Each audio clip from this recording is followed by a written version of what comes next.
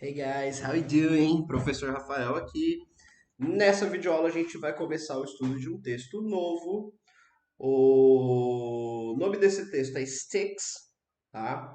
E é um texto não é um texto de fantasia, é um texto atual com um vocabulário bem atual também. A gente vai aprender. Uma das coisas mais legais desse texto é aprender o nome de um monte de feriado que tem nos Estados Unidos. E além disso, um vocabulário bem útil aí para o nosso dia a dia, tá? Essa história é um pouco bad, tá? Não se sinta mal no final dela, mas é um texto curtinho, bem facinho de estudar, bem facinho de aprender e que dá um conteúdo enorme para a gente complementar aí nossos estudos, tá bom? Então, vamos começar. O texto então chama Sticks. Para começar aí, ó, a palavrinha Sticks vem aí de stick, né?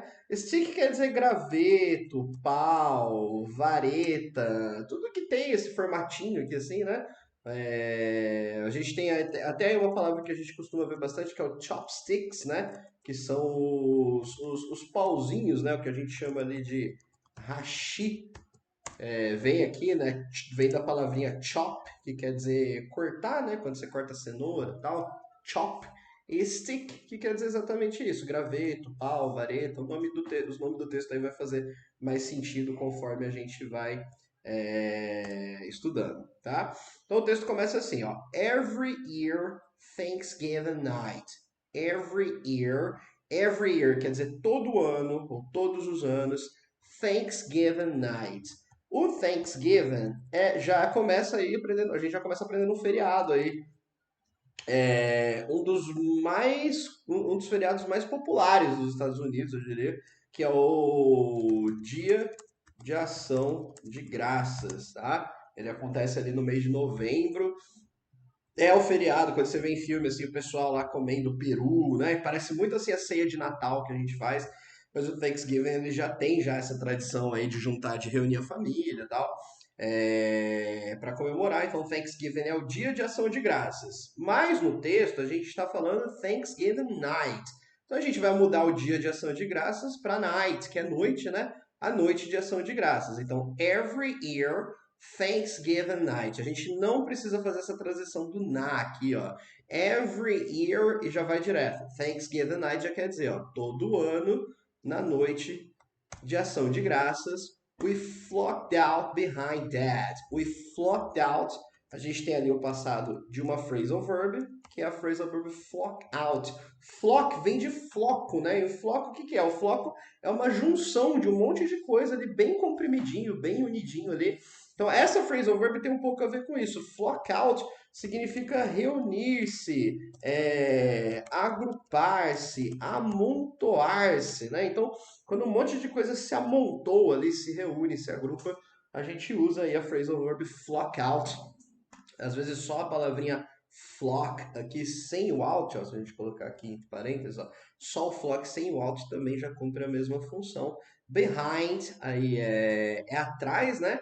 Lembrando, eu sempre gosto de lembrar todo mundo aí que a palavrinha behind já quer dizer de, atrás de alguma coisa. Então, a gente não precisa de uma outra palavra, de uma outra preposição nem nada. Quando a gente fala aqui, ó, behind dad, dad quer dizer pai ou papai, we flocked out behind dad, aqui no passado, colocando o ed, né? Flocked out, nós nos amontoávamos, nós nos agrupávamos behind dad, atrás do papai, as he dragged the Santa suit to the road. As he dragged the Santa suit to the road. E aí a gente tem aqui o uso do verbo drag, tá? Drag significa arrastar, tá? Quando você coloca alguma coisa no chão, pensa assim num saco de batata ou num sofá pesado, né? Você vai mover o seu sofá de um lugar para outro na sala ali, o que você vai fazer é drag. You will drag your couch. Então, se a gente fala aí, ó, drag the couch, for example. Drag the couch quer dizer arrastar o sofá, tá? Drag the couch, arrastar o sofá. The Santa suit, então as he dragged fica assim, ó, as quer dizer quando, conforme, as he dragged, então é conforme ele arrastava ou quando ele arrastava. The Santa suit, tá? O nome Santa aí parece um pouquinho estranho, mas é o seguinte. Santa Claus, em inglês, é como a gente fala o Papai Noel, tá?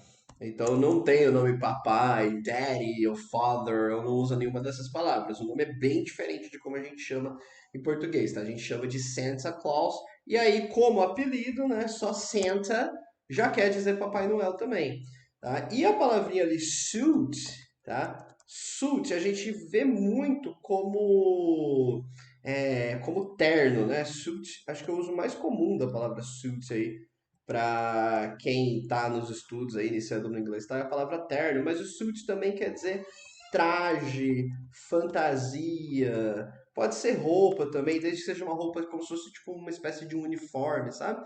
Então uma fantasia, um traje de alguma coisa a gente chama de suit. The Santa suit, então vai ser aí o traje do Papai Noel to the road. E aí eu coloquei a palavra road, também é uma palavra que, para quem está acostumado já a estudar um pouquinho de inglês, road, a gente vai lembrar aí, né? Tomara que lembre, né? Como estrada. Road quer dizer estrada, tá? Só que o que acontece? Road, né? É muito usado. Estrada, o que é uma estrada? Estrada é um pedaço ali que conecta uma cidade a outra cidade, né? Pra você ir dirigindo e tal. Só que em inglês a gente tem a palavrinha street, que quer dizer rua, tá? Quando a gente está falando de street, a gente está falando da rua como um todo. Então a gente está falando da rua, da calçada, das casas. Então, se eu moro na Rua das Flores, isso é uma street.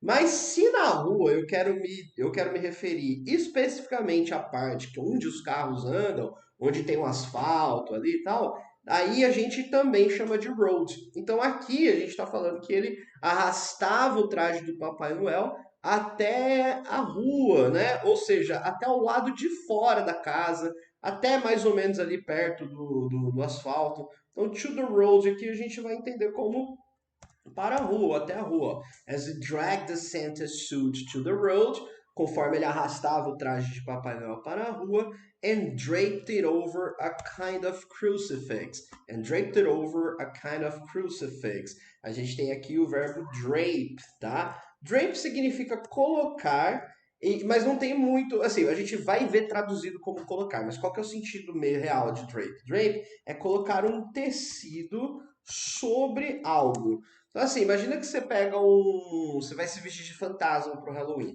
Aí você pega um lençol e você passa o lençol assim por cima de você, só deixa o lençol cair. Esse colocar o tecido por cima, assim, é o verbo drape, tá? Drape. É colocar um tecido, colocar um pano, colocar alguma coisa assim meio que cobrindo, tá? Sem ficar ajeitando muito. Você só meio que joga por cima, assim. Tá? Então, draped it over, o over aqui está sendo por cima, a gente usa muito over com o verbo drape. It está falando do Santa suit, né, do traje do Papai Noel.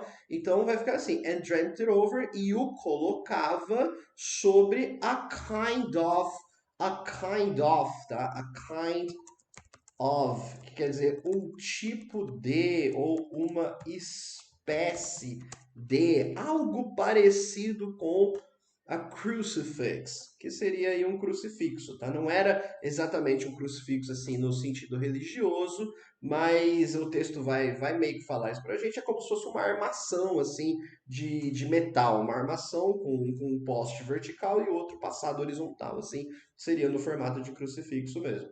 Então, draped it over a kind of crucifix he built out of metal pole in the yard. Tá? He built, essa contraction aqui, ó, he'd, nesse caso aqui é a contração de he had, tá? E aí a gente tem ali o verbo build, que é o verbo construir, e é um verbo irregular. Então as conjugações de build são assim, build, built, assim com T, ó, built, built.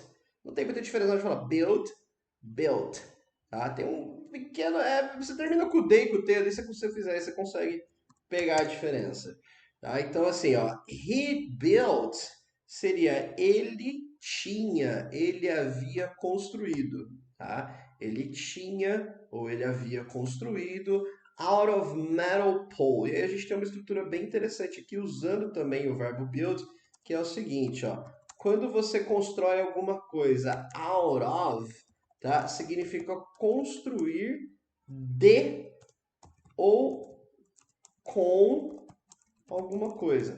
Então, se eu construo uma mesa, se eu falo assim, por exemplo, a table built out of wood, seria uma mesa construída com madeira, tá? Com madeira, ou pode ser também, né, de madeira. Então, wow, build out of significa construir, e falando assim, o que que você usou para construir, né? Qual que foi o material que você usou para construir. Então, out of metal pole. A palavra pole já é super flexível em inglês. É tudo que estica, assim, ó. Então, vara, poste, viga, armação, pode ser cano, tudo isso é pole. Então, metal pole aqui a gente colocou com vigas de metal in the yard. In the yard, que é no quintal. Aí, nessa frase aqui tem um que aqui que a gente faz no português, que em inglês encaixaria um that aqui, mas esse that, ele é opcional, ele pode ser omitido no inglês. Muitas vezes ele pode ser omitido, a gente omite ele quando a gente tem um sujeito na frente, que é um pouquinho gramatical demais, é um pouquinho complicado demais, mas essa é a ideia, você tem o que ele fazia, que eu acontecia, que você, não sei o quê, não precisa falar o that, no inglês a gente vai direto, então não tem esse that, mas para a gente ter o sentido legal aí do texto, eu coloquei aqui em português, ó. Então, he built out of metal pole in the yard. Ele tinha construído com vigas de metal no quintal. Recapitulando aí, ó. Every year, Thanksgiving night, we flocked out behind Dad as he dragged the Santa suit to the road and draped it over a kind of crucifix he'd built out of metal pole in the yard. Todo ano, na noite de ação de graças, nós nos amontoávamos atrás do papai, conforme ele arrastava o traje de Papai Noel para a rua e o colocava sobre uma espécie de crucifixo que ele tinha construído com vigas de metal no quintal. Alright? Seguindo aí. Super Bowl week, the Poe was dressed in a jersey and Rod's helmet.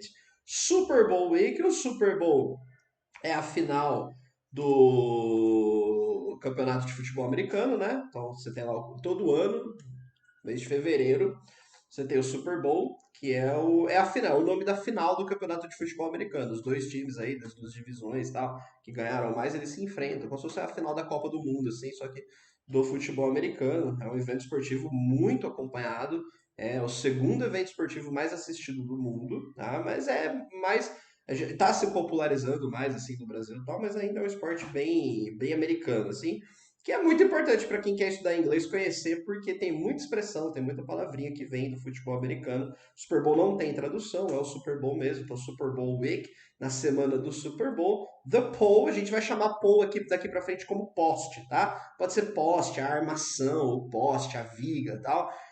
Was dressed, era vestido, tá? Você tem aqui o verbo dress, que é o verbo vestir, tá? Tem o sentido assim de colocar uma roupa, não do que você já está usando. Nota a diferença aí de dress e de wear, tá? Que wear quer dizer mais assim, usar, pode ser traduzido como vestir também, mas é mais no sentido assim, refere-se à roupa que já estamos usando. Então, por exemplo, eu já estou usando uma camisa, ó, eu falo assim, ó, I'm wearing a shirt. Eu estou usando uma camisa. Mas aí a gente fala assim, ó, it's cold. Um, I'll dress a jacket, né? Está frio. Eu vou vestir uma jaqueta. Ok? Tem verbos mais usados no inglês como vestir, como por exemplo put on a jacket. Mas o dress serve para isso. O dress serve para vestir, para colocar alguma roupa, tá? E aí a gente tem uma palavrinha aqui bem diferentona que é a palavra jersey, tá? Até devia estar usando uma hoje para explicar isso, acabei esquecendo, mas eu tenho algumas aqui.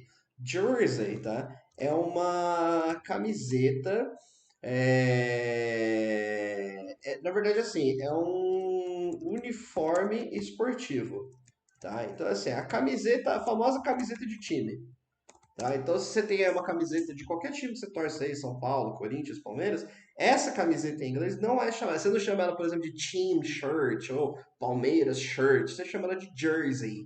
Jersey quer dizer isso. Jersey já é aquela camiseta com número, tal, com as cores do time, que ela chama jersey, serve para isso, tá? Então, com uma camisa, a gente colocou jersey aqui com uma camisa, tá? Mas é uma camisa, jersey é uma camisa, só que é uma camisa de esporte.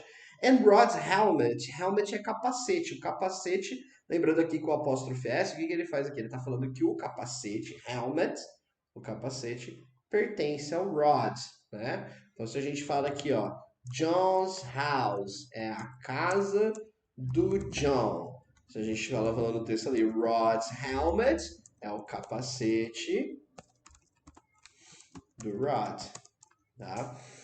Então, vai fechar assim, ó, Super Bowl Week, na semana do Super Bowl, the Paul was dressed in a jersey.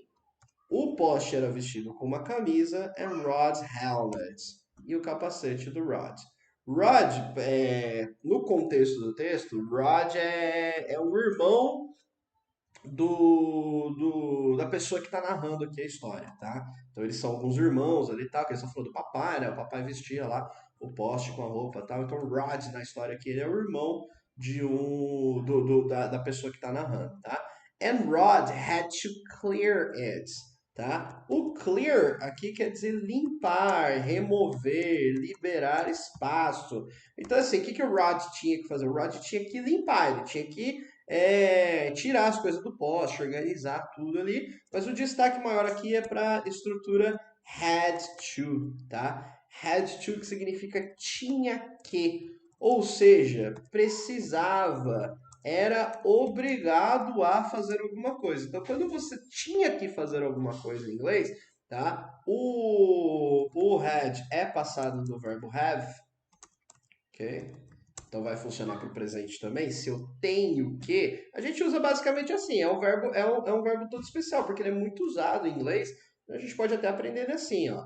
É o ter que. Esse aqui é o verbo ter que, e aí vai vir alguma coisa depois, ter que fazer alguma coisa, tá? Então você tem a obrigação de fazer alguma coisa. Esse verbo é muito usado no inglês, então é muito importante a gente pegar ele, porque não é todo que vai virar to em inglês, então a gente não pode ficar muito pensando nisso. Ah, o que vai virar to? A gente tem que pensar na função do verbo, tá? Então, se você tinha a obrigação, se você tem a obrigação de fazer alguma coisa, por exemplo, qual que é uma obrigação muito clara que a gente tem aqui depois que a gente terminar a aula, né? I have to review. Eu tenho que revisar, né? I have to review. Então, eu tenho que revisar. Isso é uma obrigação que a gente tem. Não dá só para assistir a aula, né? A gente tem que revisar o conteúdo. Então, o Rod tinha que fazer o quê? O Rod tinha que limpá-lo, né? Limpar o poste with Dad com o papai. And Rod had to clear it with Dad. Rod tinha que limpá-lo com o papai if he wanted to take the helmet off. Se ele quisesse, tá? O verbo want aí é o verbo querer. Geralmente, quando você quer fazer alguma coisa, por exemplo, eu quero dormir. Você vai falar assim, ó. I want to sleep. Você sempre vai separar aqui o quero do outro verbo usando to. Ó. Então, I want to sleep. Tá? Aqui a gente tem também, ó, se ele quisesse fazer alguma coisa, o que a gente está usando ali como verbo? É uma phrasal verb, que é a phrasal verb take off. Tá? Take off quer dizer tirar, retirar, remover. Alright? Então se eu falo assim, ó, take off your hat. Take off your hat, tire seu chapéu. Take off your hat, tire seu chapéu. Então, se ele quisesse tirar o capacete. O capacete, só explicando aí, contextualizando, né? O capacete que ele usava lá para fantasiar o poste era do Rod. E se o Rod quisesse o capacete de volta, ele tinha que ajudar o pai deles a limpar, a remover toda a fantasia lá no dia do Super Bowl, depois do Super Bowl, tá? Recapitulando aí, então, esse parágrafo. Super Bowl week, the Paul was dressed in a jersey and Rod's helmet. And Rod had to clear it with that if he wanted to take the helmet off. Então, na semana do Super Bowl, o poste era vestido com uma camisa e o capacete do Rod. E o Rod tinha que limpá-lo com o papai se ele quisesse tirar o capacete. Ó, repara que tanto faz eu falar take off your hat ou eu falar take your hat off. A gente pode separar esse take off e colocar aqui no meio, ó, take something off. Dá o mesmo resultado, né? Tirar alguma coisa. Tá? Então, take the helmet off, tirar o capacete.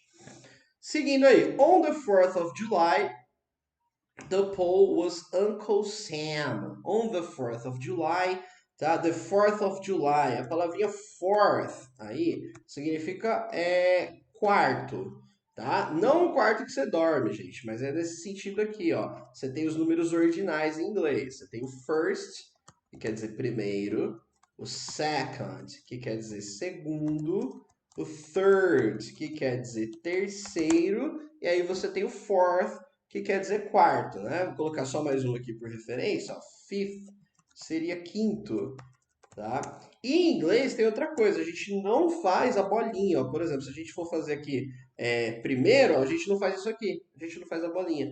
A gente coloca um ST aqui, ó. Aqui é ST, aqui é ND, aqui é RD, e daqui pra frente é tudo TH, tá? Mas aí a gente vai, conforme a gente vai estudando, vai avançando no estudo, a gente vai vendo, para não fazer muita lista, não tentar decorar tudo de uma vez só. Basicamente, o que representa o número ordinal são as duas últimas letrinhas aqui, ó, de como você escreve, tá? Então, daqui para frente, ó, todo número ordinal que não termina com o primeiro, segundo, terceiro, termina aí com TH. Então fica tudo TH. O que a gente não faz é aquela bolinha ou azinho lá. A gente faz esse TH, tá? Então, the 4th of July, por que que tá em número ordinal aqui? A gente colocou 4 de julho. Porque em português, July é julho, tá? Porque em português é mais comum a gente falar a data com número cardinal. 4 de julho, 25 de dezembro, 8 de setembro.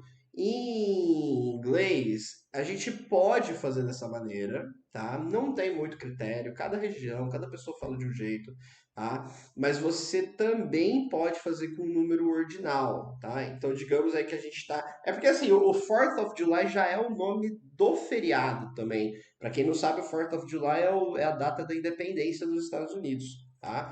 Então, o 4th of July já é o nome do feriado. Mas digamos aí que a gente está em 3 de julho. A gente pode falar aí, 3 of July. Você pode falar July third, você pode falar the third of July, e tanto faz, o jeito aí que você achar melhor de falar, você pode falar que a pessoa vai entender, tá bom? Isso aí é tranquilo. Mas é bastante comum o nativo usar o número original. Então, ó, on the 4th of July, sempre, ó, tem sempre aquela dúvida lá, né? De quando quando que usa on, in e at, tá? Essa dúvida, gente, vocês sempre vão ter se não for aprendendo devagarzinho, aprendendo de um em um. Aprende esse aqui, ó. On é sempre usado com dias e datas. Tá? Então, se você tem o dia específico, uma data específica ali sendo usada, a gente usa o dia da semana, tá? Dia aí do mês, algum feriado aí, né? Que usa a palavra day, enfim, então a gente usa aí com dias e datas. Então, on the 4th of July, the poll was Uncle Sam. Uncle quer dizer tio, e Sam aí, Uncle Sam é uma figura famosa aí dos Estados Unidos, tá? O Uncle Sam seria é... Aquele é um senhor assim de chapéu americano, assim, apontando o dedo. É uma figura aí famosa do tempo da época do Vietnã e tal. Então, os Estados Unidos tem essa figura emblemática aí do Uncle Sam, que é o tio Sam. On the 4th of July, the poll was Uncle Sam. On Veterans Day, a soldier. Aqui é bem facinho, ó. Veterans Day tem apóstrofe S, que é o dia do veterano. Veteran quer dizer veterano. Então, no dia do veterano, a soldier, um soldado. On Veterans Day, a soldier.